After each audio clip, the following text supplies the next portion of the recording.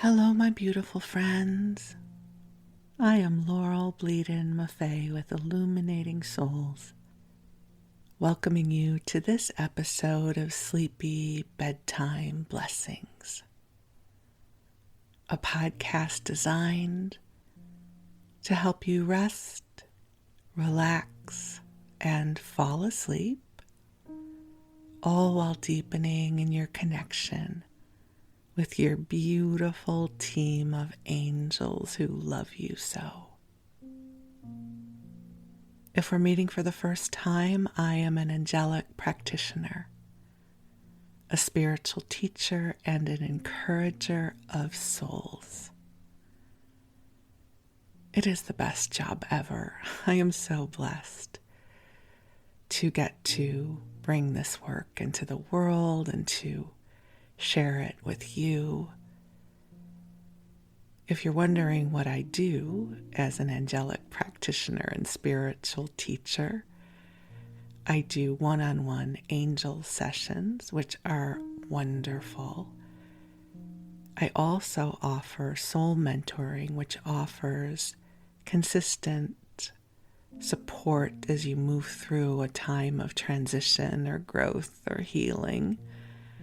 And then I also offer a variety of classes designed to inspire your spirit. As I record this, I'm getting ready to offer a new cycle of my 6-week class, The Power of Your Voice, which is all about helping you come in to the beauty, the uniqueness, and the light of your own voice. And we're going to be focusing on oral storytelling like I do here on this podcast and much more. And so if you're interested in anything that I just described to you, I invite you to visit me at my website, illuminatingsouls.com. And if you're listening to this podcast months or even years after it was originally recorded, I will likely be offering some other classes that will be empowering and inspiring that perhaps you'll be interested in. So for now, though, I am here to help you come into a place of rest. I'm here to co-create a loving and sacred space where you can connect with the angels. And I know that some of you listen during the daytime. So if you are not planning on going to sleep, my intention is to be a loving, welcoming companion for you as you go about your day. And if you are using the podcast as a sleep tool, I invite you to cozy on up and snuggle on in as you get ready for a good expanse of sleep. This podcast blends together two of my favorite forms of self-care: connecting with the angels and sleep podcasts. I have been using sleep podcasts for years now to help me transition from my waking consciousness into that great mystery of sleep. And I have been working with the angels much, much longer than that.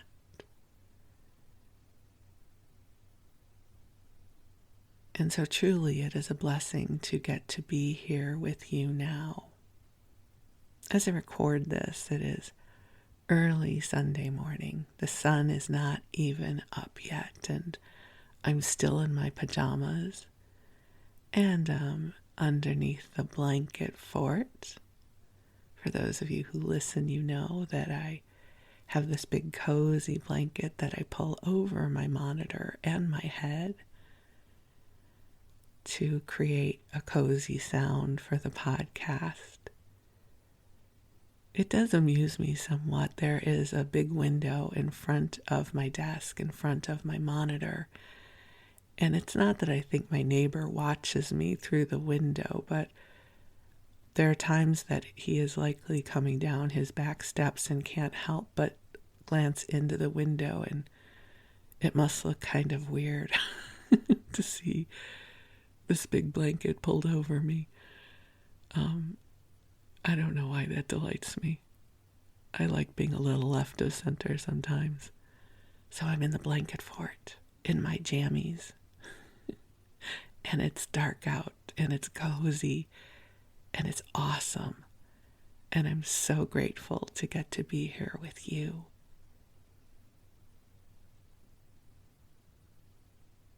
So here's what you can expect, especially if you're new to the podcast.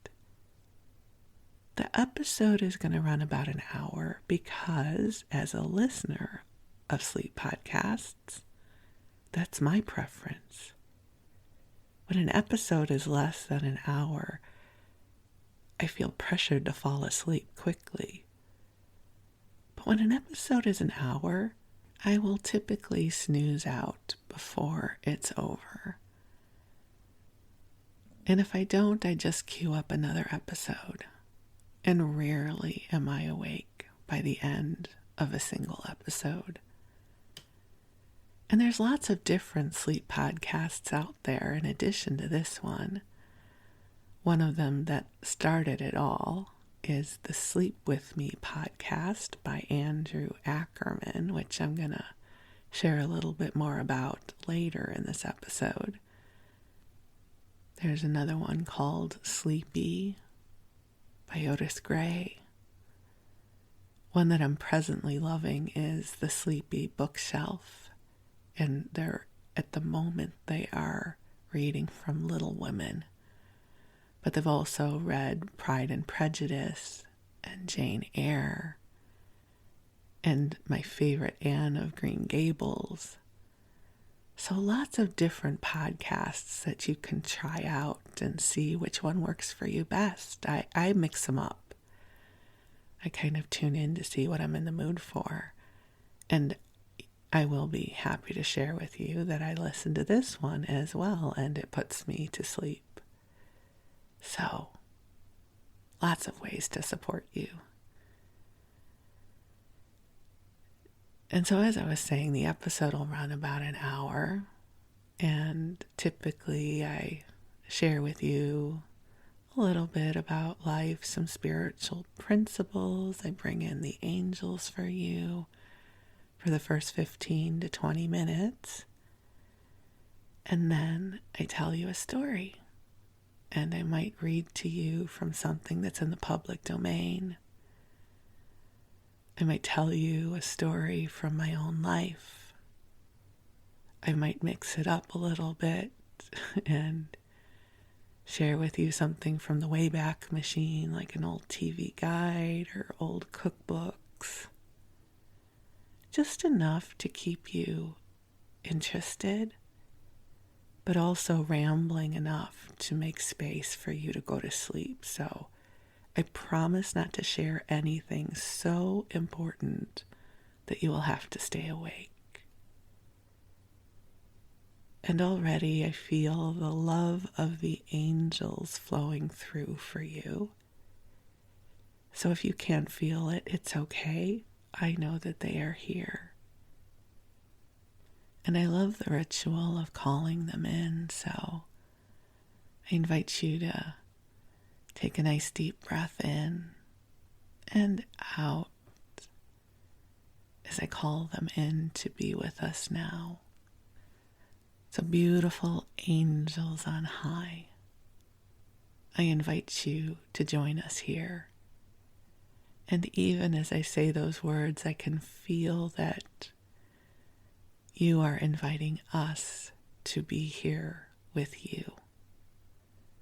And angels, I thank you for your love and your compassion and understanding as you help each one of us on our path of light.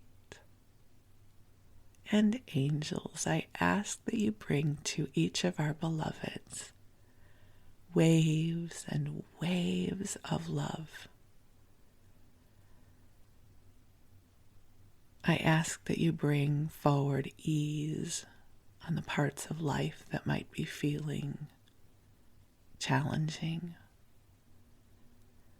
I ask that you lift our worries and fears and replace them with inspiration and a lightness of spirit.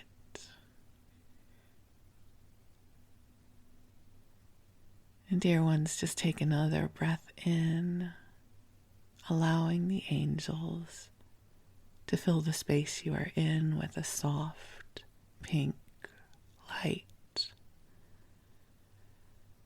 And this light represents the divine love that is here for you, that has been calibrated just for you.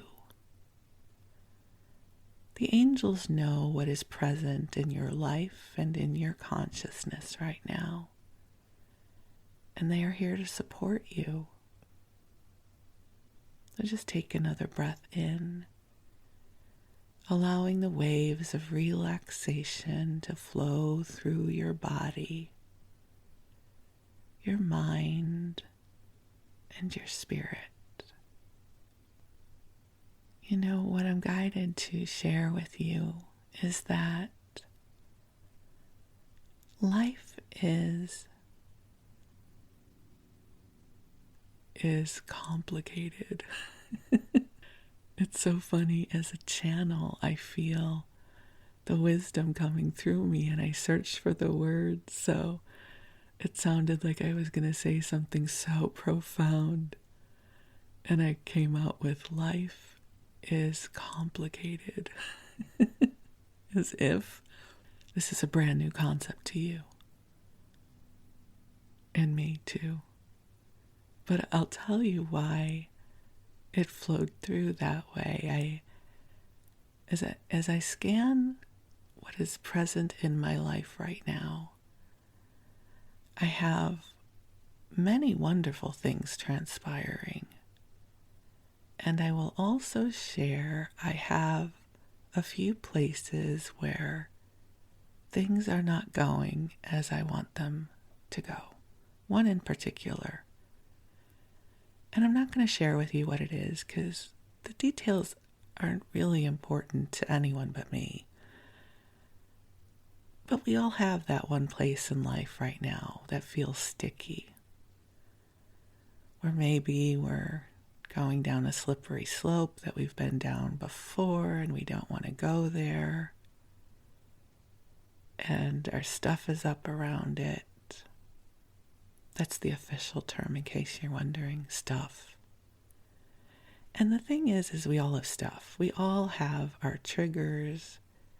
We all have the aspects of life where things are not going the way we want them to go.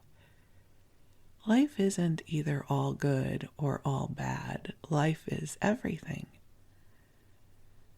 Right? It's like you don't just get the sunny weather, you get the cloudy weather. You get it all. And part of learning how to navigate our life in a state of balance is to recognize that life is everything.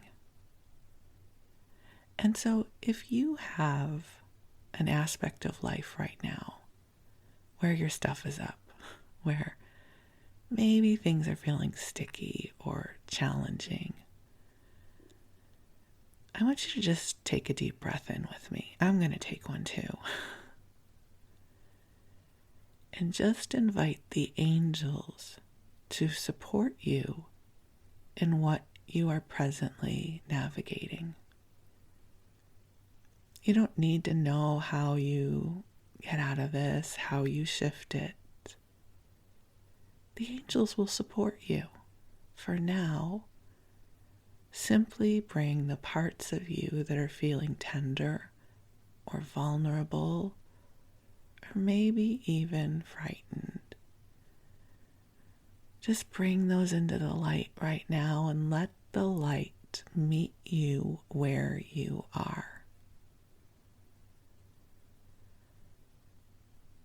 and let it be okay. I'm sure you've heard this piece of wisdom before. Sometimes it's okay to not be okay. I remember a few years ago, I was in a really difficult time of life and everything overwhelmed me. I wasn't feeling well. I was dealing with some long-term ripple effects of some health stuff. There was stuff going on in my family. Everything about life was overwhelming me, and it felt like more was getting added to my plate, and I was so overwhelmed. And I was sitting with a few of my girlfriends at an event, doing my best to hold back my tears and not being very successful with it. And my friend said to me something that someone had said to her. It's like one of those pearls of wisdom, right, that gets passed along in conversation around the fire of life. And she said, "Can you let it be okay that it's not okay right now?" And something about that brought me such a deep sense of relief. You know, we all go through passages of life where life is hard and overwhelming, and sometimes if we can just let it be okay that it's not okay right now, there's a sense of relief. It's like, okay, I don't have to figure out how to fix this right now. I can just be where I am. And here's one of the reasons why I find this to be so valuable. I wholeheartedly believe that we are wired to seek the light. And I recognize for some people, they may be in such difficult circumstances that this doesn't work for them. So this is not a one-size-fits-all pearl of wisdom. But I will say this is a pearl of wisdom that fits many, which is we are innately resilient. And there's a metaphor that I often turn to when I am speaking of the ups and downs of life, and that is that of your everyday variety of houseplant. And the leaves innately move towards the light source. And so we're often taught to turn the plants every few days so that the leaves grow evenly, because they are continually pivoting towards the light. And I believe that we can do the same. There may be times when we don't choose to turn towards the light, or maybe we can't because things are so profoundly difficult. But when I think about who we are as divine beings in human form, and when we remember that love and compassion are present, it opens something up that invites us to pivot towards the light. And so, when things are hard, it's not that you turn towards the light so that you feel automatically better. It doesn't work like that. But we turn towards the light so that we can receive the love and compassion and sustenance that is available to us. Sometimes we are the leaf of the plant that has been in the shadow, and when we are turned just so it is easier to receive the light source, we begin to open up again. So this podcast is a source of light in that way. I am here to help you remember that you are precious and you are loved and you matter. You matter in such bright, beautiful ways. You are made of stars, and there are still wonderful adventures here for you. I don't care how old you are or how tired you are. I affirm that goodness is flowing to you now. That sparks of inspiration will meet you right where you are. And that if you are struggling with something, I affirm that brighter days are ahead. You're magical. And life is flowing through you, around you, for you. Life is life. We get bright sunny days and storms and everything in between. And through it all, you are loved. It's one of the things I love so much about working with the angels. It's a reminder that there is a 24/7 broadcast of love that is always happening for us all. And as we remember this and learn to pivot our divine satellite dishes in that direction, it makes it easier to remember and to receive this love. This is not a love that you have to earn or be worthy of, any more than a flower in your garden must be worthy of the sun.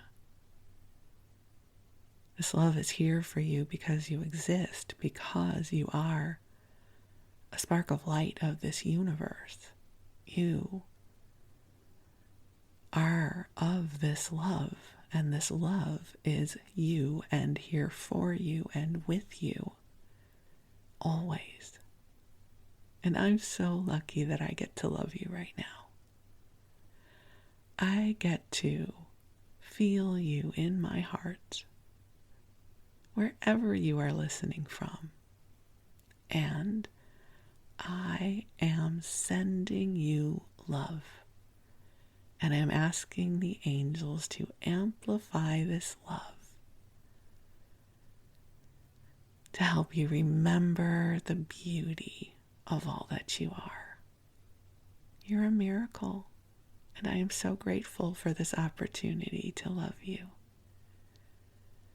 So again, if you're getting ready for sleep, just get comfortable in your body, pulling your blankets up just so. And while you rest and hopefully fall asleep, I'm going to tell you a story. So tonight's story is going to come from the Wayback Machine. I am going to share with you my own personal ode to Trader Joe's.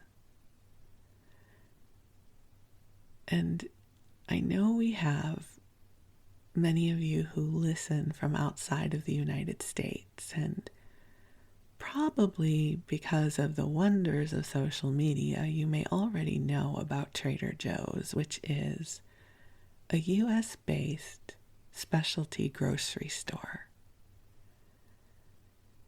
They sell mostly their own brand of products.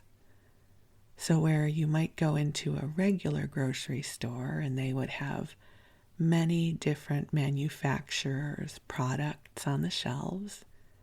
If you went to the cereal aisle, there would be lots of cereals from different companies, right? Different kinds of crackers or biscuits, as you might call them outside of the United States, from different manufacturers vying for shelf space.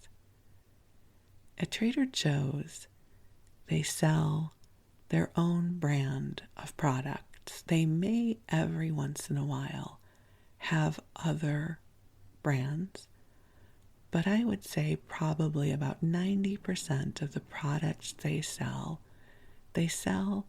under the Trader Joe's label. Now, before I get too far into my ode to Trader Joe's, I have to give props to the podcast Sleep With Me by Andrew Ackerman. He has been doing his podcast, I think, since 2014, might even be earlier than that. And his podcast is phenomenal. It's the first podcast I started listening to when this concept of sleep podcasts came to me. It was his podcast that brought this format forward. He was at the time publishing an astounding amount of content. He was doing 3 one-hour episodes every week while he was holding down a job. I don't know how he did it. And each one of his episodes had a different kind of theme. He did stories that he would write. He would do recaps of television shows. And then he had several other themes that would rotate through. And one of my favorites was he would review the Fearless Flyer from Trader Joe's. The Fearless Flyer is a pamphlet printed on newsprint that Trader Joe's brings out, I don't know, maybe every quarter or so. And they profile their latest products. And he would go through the Fearless Flyer and share his thoughts about the products and which ones he tried and what he liked and how he used them. They were some of my very favorite episodes because I felt like I was walking through Trader Joe's with a friend. There was this intimacy to them. He also would do real-time recipes where the narrative would be he invites you over for a meal and then together you go to Trader Joe's and you get the ingredients and then he walks you through how to make the recipe. And I think what I loved so much about both of those kinds of episodes was, as I said, the intimacy of them. I think we are all craving more intimacy, right? Life is weird now, and I love the idea of a podcast feeling like a good friend. You know, when he would flip through the Fearless Flyer, I would, in my mind, go, oh, I love that too. No, I didn't like that one. And it would feel like a conversation, you know, that I might have with a friend if we were out to lunch and then stopping at Trader Joe's afterwards. So I want to really honor what he has already created as I share with you my own experiences of Trader Joe's. And hopefully you will feel like we are having a conversation between friends, because we are. It's just in this conversation, I'm talking out loud and you're probably talking in your head to me. I just want you to know that I hear you. So, my personal story with Trader Joe's starts in 1985, which is the year that I moved from Chicago to Los Angeles. I was 23 years old, and I really didn't know much about Los Angeles other than I knew I wanted to live there and work in the entertainment industry. I don't remember how I found out about Trader Joe's. I think it was just a byproduct of living in Los Angeles, and I lived on the West Side, which was really terrific. I didn't know much about Los Angeles and its geography, but the first apartment I ever got, I got by going to the UCLA Housing Board. I don't know how I thought about that. Someone must have said something to me, or I don't know. I just thought, I'm going to go to the UCLA Housing Board and see if anyone is looking for roommates. And I wound up becoming roommates with 2 UCLA students, and we had a townhouse on Bundy, just south of Santa Monica Boulevard.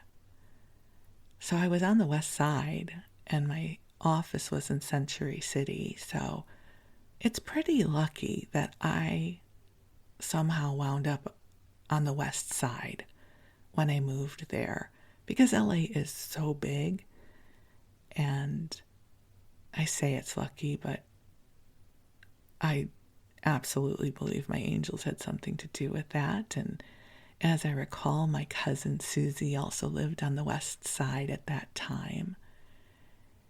And somehow I found out about Trader Joe's. At the time, Trader Joe's was a small regional specialty grocery store. Their first store had started in Pasadena, and by the time I moved to LA, they had a store at Westwood and National. Now, for any of you who lived in LA around that time, you will remember this store. It was, and perhaps still is, I actually don't know if they still exist at that location. I haven't lived in LA since, 2008. But at the time, their parking lot was tiny. And I was working traditional business hours in a corporate job, and I could only go to Trader Joe's in the evening or on the weekends with everybody else. And everyone knew that that parking lot was terrible. There was not enough parking for everyone who wanted to shop there, so you would really have to steel yourself and get ready, get in the right mindset to be a parking lot warrior and have patience when you went. And I grew up in the suburbs of Chicago, but spent a lot of time in downtown Chicago, so I had what it took to park there. I would wait. I could wait a long time for a parking space. I was wired very differently back then than I am now. And this was before I knew about the parking lot angels. I don't know if you know this, but you can ask the angels to help find you a parking space. Okay, I'm going to digress for a moment, but it's going to be worth it. So, in the metaphysical world, we talk about your thoughts create your reality and all that kind of mumbo jumbo. Well, this is one of the first things I learned. So if you go back to the episode of my podcast where I talk about my first psychic experiences, it happened when I was enrolled in the MBA program at Pepperdine, and you had to start the program with a class in human development. And the class that I took was taught by Professor Reardon, who taught it through the lens of perception of we are co-creators. And after we read Mastering Your Hidden Self by Serge Kahali King, talking about Hawaiian shamanism and your thoughts create your reality, which I was still not sold on completely. I was pretty much a skeptic. He told us how he had a student who would manifest a parking space by simply going into her consciousness and broadcasting, think space.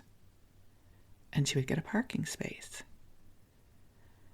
So, in the world of mysticism, there are all kinds of things we could manifest, but there was nothing more practical that I could put into use other than finding a parking space in Los Angeles when I needed one. So I began to implement that strategy right away. Think space. And more often than not, I would get a parking space. So I just had to insert that. Go ahead and try that. Or you can say, hey, angels, I need a parking space. Like, I know we all want $1 jillion and the house on the beach. But also on a practical level, like a good parking space, right, is awesome. So, think space was one of the first manifestation tricks that I learned on my journey. So I don't know that I knew about think space when I first found my way to Trader Joe's, but I did have a lot of chutzpah. That's the Jewish word for nerve. Like I was steeled for this. I was made for this. I grew up in Chicago and I could do this. And so I did not allow myself to get intimidated by their parking lot. And the store was also very small with small carts, and it was always crowded. So you had to sort of play chicken with people with the carts. Again, I could do this. I grew up in Chicago. So that, again, did not intimidate me. And you would go to Trader Joe's because there would be things you could get at Trader Joe's that you couldn't get anywhere else. So I was trying to remember what I used to buy back then. And I don't quite remember specifically. I remember a few things. One was I got turned on to pesto pasta. I don't remember pesto being a thing when I lived in Chicago. I don't know when pesto became a national dish here in the U.S. But I know that I discovered it through Trader Joe's. And there are two things that I made. One was tortellini with pesto. I mean, really, it took no talent to make this whatsoever. You would get from the refrigerated section one of the little plastic containers of pesto from Trader Joe's. And they had a 2-pack of tortellini. At the time, I remember they were two different kinds. I think one was cheese and one was spinach. And the Parmesan cheese that was pre-grated, but not like the Kraft green container of shelf-stable Parmesan cheese. This was a much better quality of Parmesan cheese. And all you would do is you would boil up the tortellini and pour in the pesto with a lot of Parmesan cheese, and it was wonderful. Voila, I'm a chef. And one of the memories I do have of my pesto tortellini was the night of the LA riots. I had the supplies to make it, and then I had also stopped at Pavilions, which was a little grocery store in West Hollywood, and got a ton of chocolate, malted milk balls, and bridge mix. And because if the city was going to burn, I was going to need sugar. And my friend Chris wound up stopping by because she was in town and she was looking for an oasis. And so she showed up at the gates of my apartment building like an angel. And she spent the night, and we ate a lot of pesto tortellini and chocolate that night. So that was one of the things that I remember. And the other thing I would make, my cousin just reminded me of this yesterday when we were talking, was I would make this bow tie pesto pasta. And the recipe had been given to me by a chef at a restaurant where we had our Christmas party one year. And so, again, super easy. It's not hard. He said, what you do is you take a bunch of garlic and cilantro and red pepper flakes, and you saute your chicken or shrimp or whatever your protein is going to be, and you make the bow tie pasta, and then you mix it all with pesto and a lot of cheese. Voila, I'm a chef. And so that was one of my special dishes, was the pesto bow tie pasta, which was wonderful. And Trader Joe's also at the time was known for having nuts and dried fruit and cheeses and a wide selection of beer and wine. And I wasn't much of a drinker back then, and I didn't particularly like beer, but they had this raspberry beer, which, for those of you who drink beer, you might be horrified at the notion of this raspberry beer, but there was something about it that made it palatable to me back in the day when I thought having a beer was part of, being social. And I just remember people would come over to my house and they'd be like, why are you drinking this stuff? I was like, I don't know, it's from Trader Joe's. It's pretty good.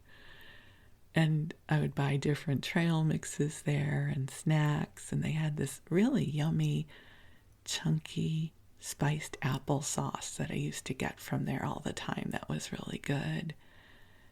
And so Trader Joe's just really became a part of my life when I lived in LA. And then over the years they expanded. They certainly expanded in Los Angeles. And at some point I abandoned the little store at National and Westwood for the stores with bigger footprints. There was one in West Hollywood on Santa Monica Boulevard I would often go to, and other Trader Joe's stores that I would find my way into that had more parking for sure and bigger footprints, so you weren't having to play chicken with the grocery carts with other shoppers. And then at some point Trader Joe's began branching out nationally. I remember when they opened up I think they were in Evanston first in the Chicago area. And my mom came to love Trader Joe's. She and my Aunt Jane would go together and get their supplies once a month at Trader Joe's.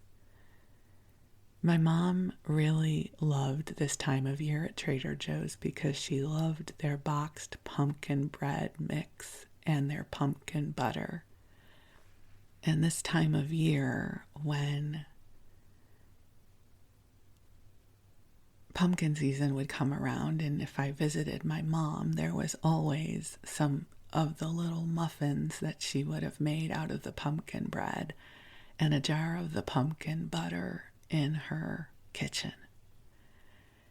And my mom died in February of 2019, and her birthday is December 3rd. And I remember being at Trader Joe's. It was December 3rd of 2019, and I was missing my mom. It was her birthday.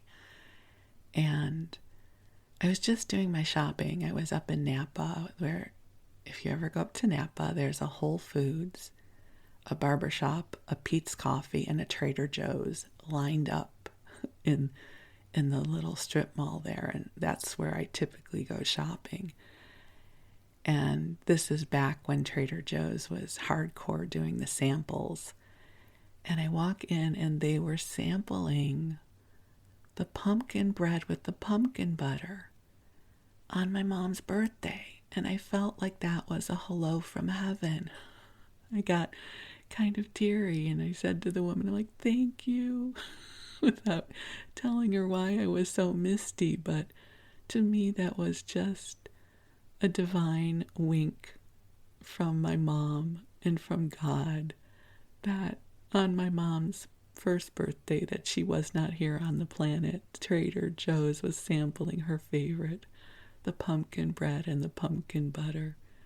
So I had my taste and got to feel my mom. So that was That was lovely. So Trader Joe's has really been a part of my life for a long time. And I would always take my mom to Trader Joe's when I would visit her, especially as she got older. And I loved going up and down the aisles with her to see what she liked. So she loved the logs of the goat cheese with the cranberries or the blueberries on it. She loved those. And my Aunt Jane loved the palmieri cookies. She loved having those with a cup of coffee in the afternoon. And I just can walk up and down the aisles and see what each one of them really liked. Because the thing about Trader Joe's, which is different from other grocery stores, is when you've shopped there for a long time, you build up your own relationship and repertoire of what you love from Trader Joe's. And I will say, I have been a bit challenged with my beloved TJ's recently because they seem to be discontinuing so many of my favorite products, which is part of the hazard of loving Trader Joe's too much, is they are always changing out what they sell. They have a limited number of products that they carry. And so they are forever bringing in new products, but if a new product comes in, it means something else departs. And many of their products are made through co-packing, which means that they source to an outside company to create their private label product. And maybe something changes in the supply chain or with the co-packer, and then a product leaves. And the thing is once a product leaves, you can't go somewhere else to get it. And it is sad. So I will share with you some of my present day Trader Joe's loves, and also some of what has gone away that I am unhappy about. So these days, I eat really healthy, and I eat pretty much the same thing all the time. I have a repertoire of foods that I eat. And one of the things that I have every single day almost is a giant salad. I make a giant bowl of salad, and it lasts me for 2 to 3 days. And so one of the things that I put in my salad is Trader Joe's has these containers of chopped vegetables. They're little squares. They chop them and they dice them. That's the word. They dice them into little cubes. And I forget what's in there, but there's cabbage and broccoli and cauliflower and carrots and celery and jicama and just a lot of stuff that even on my best day, I am never going to chop by myself. I do not like to cook. And so the fact that I can buy this container that is already chopped all of these vegetables into these little cubes. So that is always the first thing that I put into my salad bowl. And since I have started eating salad every day, it now means that I go to Trader Joe's at least once a week to get a fresh bowl of the chopped vegetables. So that is typically the first thing that goes in my cart. I also used to love their olive hummus, which they do not make anymore. And I now get my hummus at the farmer's market. But if this was a few years ago, I for sure would have put a container of the olive hummus into my cart. The other thing that I always get from there is they have a tub of Parmesan and Romano grated cheese. There's always a tub of that in our refrigerator. Always, always, always. I also will get often a bag of baby carrots, some baby cucumbers. If we are not growing our own tomatoes, I get some cherry tomatoes from Trader Joe's. They have really good produce. I will get I envy apples there. I love my envy apples. Right now they have the Sugar Kiss cantaloupes, which are wonderful. They also have good kinds of bagged salad that I might get. I always get our dairy from there, so I get milk and I get eggs. And I'll tell you about some of the things that they have discontinued that I'm very sad about. They used to have, even just, I don't know, earlier this year or late last year, they had these little one-serving containers of pineapple cottage cheese that had 15 grams of protein. And when I tell you, after I had my bariatric surgery, those things were my dinner for a long time. So I was very sad when they were discontinued. We used to get our oyster crackers there. Their oyster crackers were wonderful. Discontinued, so I now buy mine from Sprouts or Whole Foods. And one of the things that I miss most is their jumbo raisin medley, which was wonderful if you like raisins. I realize raisins are a controversial choice, but they had golden raisins, crimson raisins, and black raisins, and they were wonderful. And my husband and I would go through, a bag a week or every 2 weeks. And again, when you're picking your partner, pick someone you blend well with, because my husband likes the yellow raisins and then I would eat the other ones. We still do that. And if you miss those raisins, I have found a source for similar raisins. It's called Sunview Marketing. And so I now mail order raisins. I have become that person. The other thing Trader Joe's is known for is having a great cheese department. And one of the funny things I have to tell you about my cousin Susie and I is somehow this thing happened between us where we realized that whenever we were going to throw a dinner party or have people over, no matter how much food we had, a couple hours before the event, we would all of a sudden get nervous that we did not have enough food. And one of us would have to go to Trader Joe's and get cheese and crackers. We started calling this our emergency cheese. And to this day, no matter how much food I have for an event, I think it's not enough. It must come from the Ashkenazi Jewish heritage of wandering through the desert for 40 years without enough food or something. And my husband really has to talk me out of going out for emergency cheese. I'm like, I think we need more. He's like, we have enough. And my husband's always right about these things, so he calms me down when I get ready for emergency cheese run. So this is an ode to the famous Bleadon emergency cheese run that we would often do. And I am someone who always needs to have food in my house, just kind of going back to the consciousness that forces me on the emergency cheese run. I always need to have food in my house. Wait, and I need to tell you about some of the other things that I'm presently obsessed with at Trader Joe's. So there's a woman I follow on TikTok. I forget her full handle, but her first name is Erica. And she shops at the Trader Joe's I go to in Fairfield. So there's 2 Trader Joe's that I frequent the most. The one in Napa I told you about.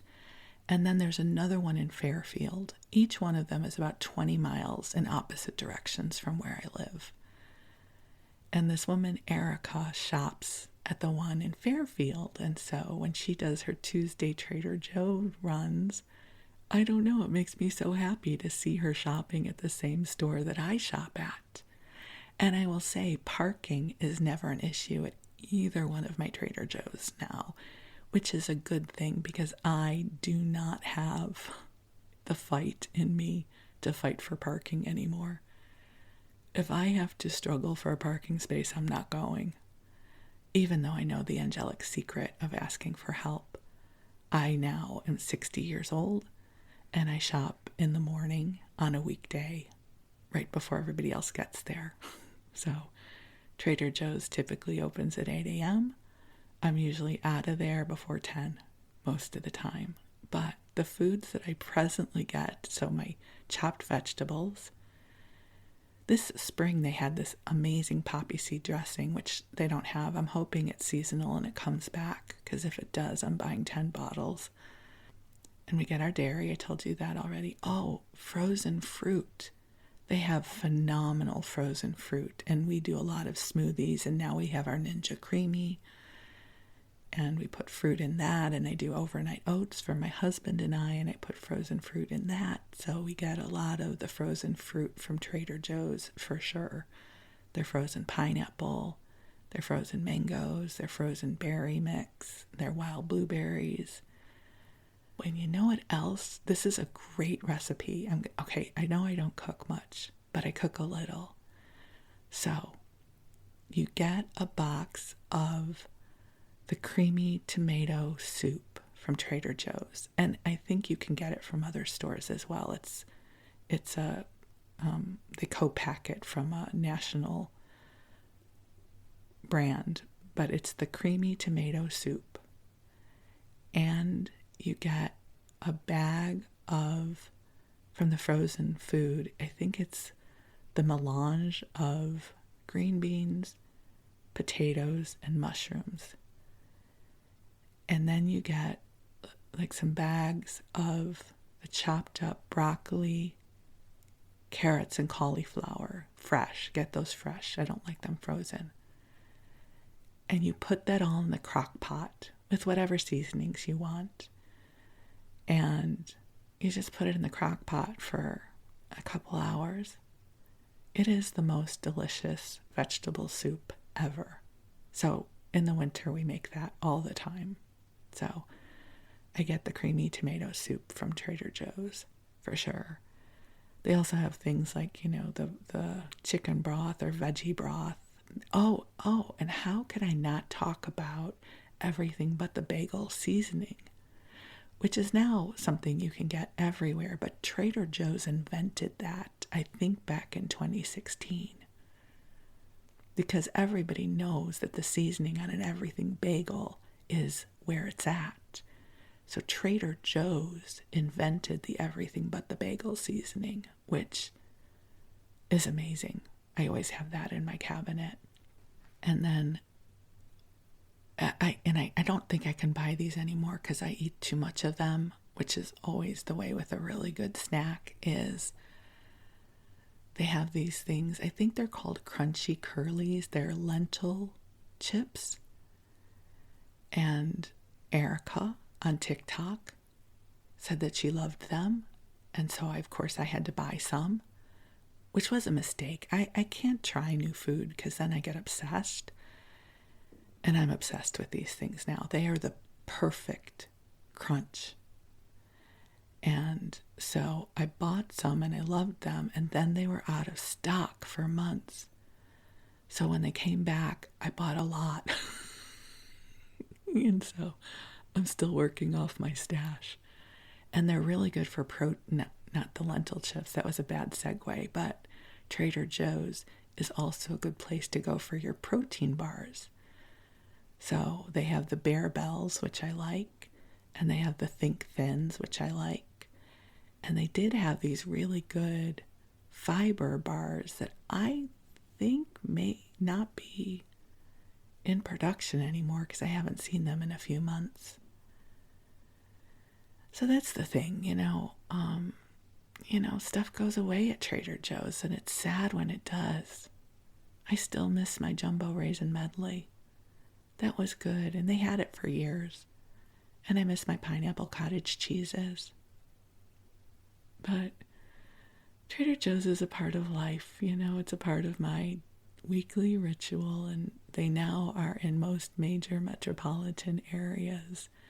and they have become quite the darling of social media. So even if you live outside of the US, you likely know about Trader Joe's because a lot of people on Instagram and TikTok post a lot of pictures of the products from Trader Joe's. And it's funny, I love to go up and down the aisles, but I typically get the same thing every time I'm there. I am definitely a creature of habit. And the other thing I will say, not only about Trader Joe's, but a lot of other product lines, is somewhere in my adult life, I don't know when it was, but spicy became an essential flavor profile in mainstream food. I don't recall that being the case when I was growing up, but now so much of the products and the new products coming from Trader Joe's, they are habanero and sriracha and jalapeno and spicy stuff, and I do not do well with spicy stuff. So a lot of times when the new products come out at Trader Joe's that are spicy, I'm like, yeah, not for me. I will also say Trader Joe's has great chocolate, but I don't eat sugar anymore. And they have good ice cream, but again, I don't eat that anymore. So I stick to my usual things, but I love when the new product lines come out at Trader Joe's. I love looking at all of them. I'm very much a voyeur when it comes to grocery shopping. I don't have to buy it for it to make me happy. Right? Just that it exists delights me. Like right now, they have this maple kettle popcorn, which I am not going to eat because it has too much sugar. I just love that it exists, though. I love that the pumpkin bread mix still exists. I'm not going to make it, but I love that it's there. So thank you, Trader Joe's, for all the delight that you have brought to me and to many others. Thank you for all the wonderful memories, and I still see myself going through Trader Joe's with my mom. We would have the best time. You know, in her later years, she was on a budget like many retired people are. And so it's not that she withheld from herself, but she wouldn't fill a cart with tons of stuff. So I would love taking my mom to Trader Joe's. And if I even saw her lingering for a moment in front of something, I would put 2 of whatever it was in the cart. I was like, come on, Mom, I'll get it for you.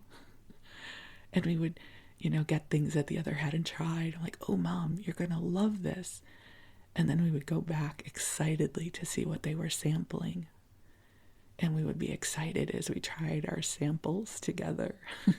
So Trader Joe's has been a big part of my life's memories, and we'll revisit it again. I might stock up on a few Fearless flyers at some point, like Scoots does on Sleep With Me. Maybe we'll find some more memories to share with each other. So this is my ode to Trader Joe's, and thank you for letting me share it with you. I love you very much, and I am grateful for our time together. So you rest well, my beautiful friend. Know that you are loved. Know that you are precious in this world, and I am grateful for you. And we will talk again soon. Thank you.